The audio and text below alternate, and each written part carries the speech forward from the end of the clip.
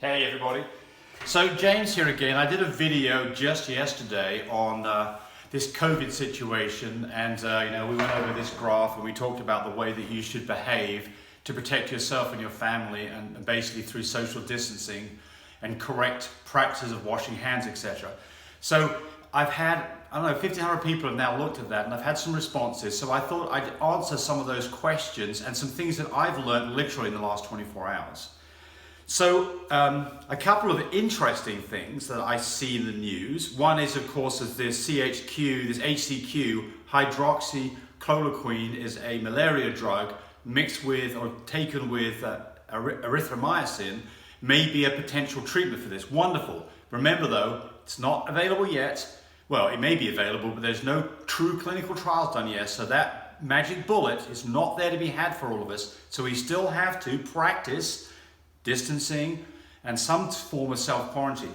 So I went to the store the other day and I want to just pass on the things that I'm thinking about this. The first thing is that when you go to a place that has quite a few people in it, like a grocery store, you are going to see people in there who do not think this is a problem, and to them social distancing doesn't make sense yet. So they are going to get close to you. So what do? You just turn around and go down the aisle a different way. It's as simple as that. You can say whatever you want to these people, and all you can do is piss them off. I mean, you're not going to train those people to behave the way that you think they should. So you just have to keep away from them. It's as simple as that.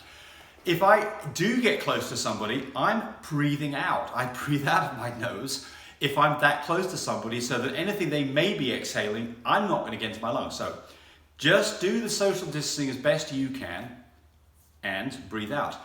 If you see somebody who's coughing and they're not coughing into their elbow, I don't think it's any point even saying anything to them, because again, if they don't realize the dangers here, just go the other way. It's as simple as that. And the same rules apply. Make sure that you're using sanitizer. Make sure that the first thing you do when you go into a house is to wash your hands. So now I want to talk about specifically about, well, let me say one other thing. There's another interesting piece of information. It appears as though some people who are non-symptomatic lose their smell, their sense of smell. Not their smell of their body, but that would be great. Their sense of smell. So there's an interesting thing here that they say may be true, that if a person is not symptomatic, but they have lost their sense of smell, there's a very good chance that maybe they actually do have COVID. And that should be a warning sign that they should self-quarantine.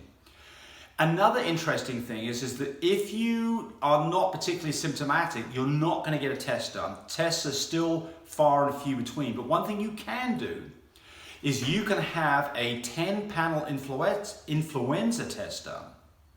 So if you're symptomatic, you're not going to get a test done. You could do a 10-panel influenza panel, and if you come back negative on a 10-panel influenza panel, then that increases your chance that in fact you really do have COVID. So I thought that was an interesting piece of information there. So if you think you're symptomatic but you can't get a test done, ask for a 10-panel influenza test. And if you come back positive on a 10-panel influenza test, it means you have regular influenza and there's no foul here. But if you come back negative and you have symptoms, then you could be at the point where you are shedding the virus and you're just asymptomatic. And if you lose your sense of smell, you can't smell stinky things like poop and dog poop and cat poop, and you can't smell things like garlic and things that are pretty stinky, then there's a very good possibility there might be a correlation between that and having COVID. So now I want to talk about some particular things you might pick up in your store and why these things, how they should be treated, because I've got some questions on this. So I want to go over these items that you might be picking up and what you should do. Cans of things. You have to assume that everything in the store has potentially been handled by somebody who in fact is infected and doesn't realize it. So this can here, you have to assume that that thing has bugs on it. So there's two things that you should do. The first thing is, I would recommend that you're wearing some disposable gloves while you go inside Walmart. Let's say you do curbside and they bring it to you. You have to assume that the person who put that in the bag had pathogens on them. So this can, however you got it, for the next day, certainly the next 9 hours, potentially could infect you. So what do you do with this can? You leave it in your garage. What I would recommend, so that's the first one. You know that that potentially could be infectious. Okay, so here's another one, an apple.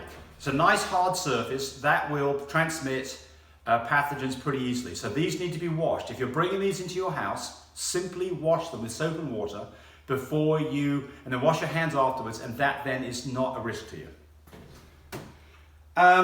So things like cakes and breaded things. Look, these things here, since they're a very porous kind of surface, they're very unlikely to cause you problems. But the container is. So the container has to be either left out in your garage for a day, or you have to wipe the container down before you open it up.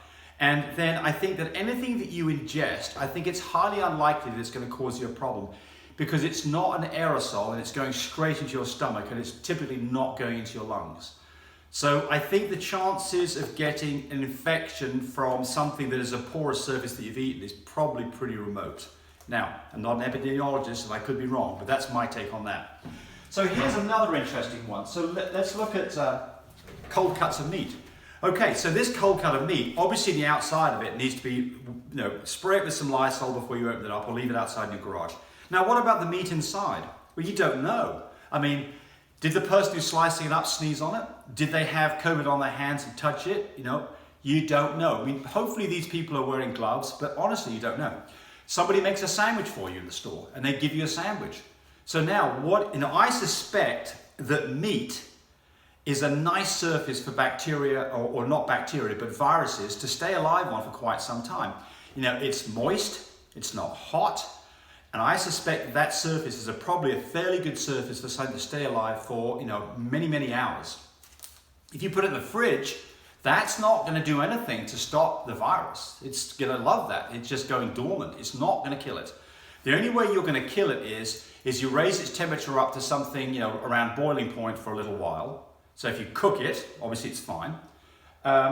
Or you leave it for long enough that the bug physically dies. And I just don't know about a cold cut. I mean, I haven't seen anything about this. So just logically, I'm thinking that, I'm not sure I'm eating cold cuts at the moment. I think that I want to eat, if it's meats, things that potentially could have pathogen on them, that would be the kind of thing that a virus might like. I'm not sure that I'm going to ingest those. I think probably that since it's going into your mouth and there's no droplets of anything coming off it, that you're probably pretty safe. I think that probably it'd be fairly hard to catch it off eating a piece of meat. But if you took a piece of meat in your hands and put it in your mouth, and then you rub your eyes and your nose with it, that might be a different situation. So again, I think that not sure on that one.